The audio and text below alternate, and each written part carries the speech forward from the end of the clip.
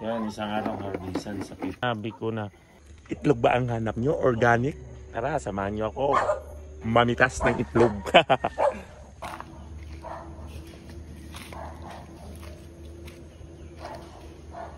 Yan, nagpapatuka na. Anong tawag nitong ano na to, Ben? Rhode Island. Rhode Island. Yan sila.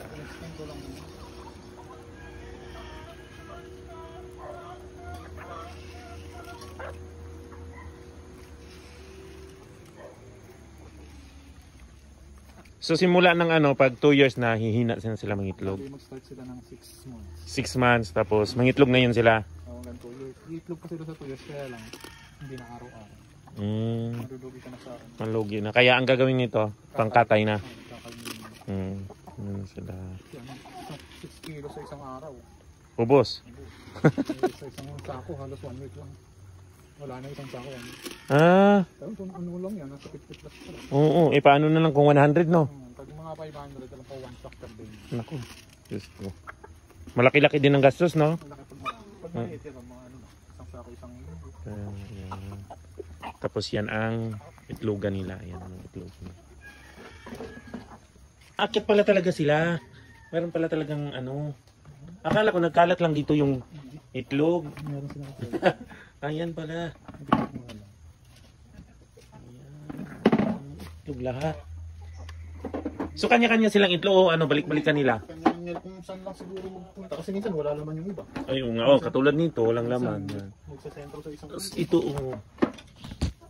Ang tatlo. Dami. Yun, walang laman. Ito 4. Pero katabi niya wala.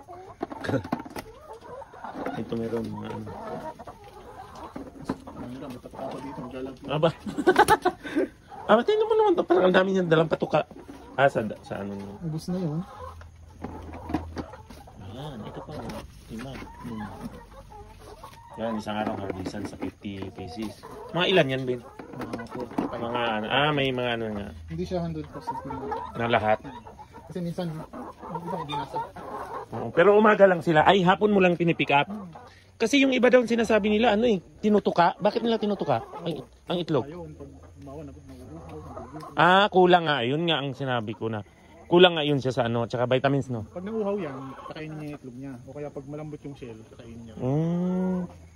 Nilagyan ko yun, kaya may mga itlog dyan sa baba. Peki yun. Mga plastic yun. Ganun? Para tukain nilang tukain. Oo. Hindi sila mawiwid. Oo, nandoon sa mga ano. Ayan, maputik na kapag ilap ka nandito. Kasi sila interesado. Kaya pala ganoon. Pero nung una, kinakain nila lahat ng itlog nila. Oo nga. Ganun pala. Sinabugan ko ng peking itlog. Ayun. Tinutukan nila. Parang naano sila na nadala. Hindi nakapala eh. Tumagal, di na nila tinutukan. Hindi na.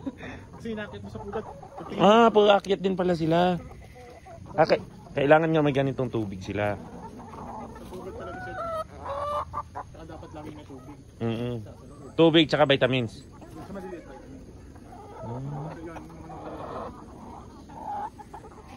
lang. Kaya pag gabi, pasok na sila. Pasok. Madali lang naman din papasukin pala. Ayan, papasok na sila. Tutulog na. Tapos na kumain. Kailangan pasok.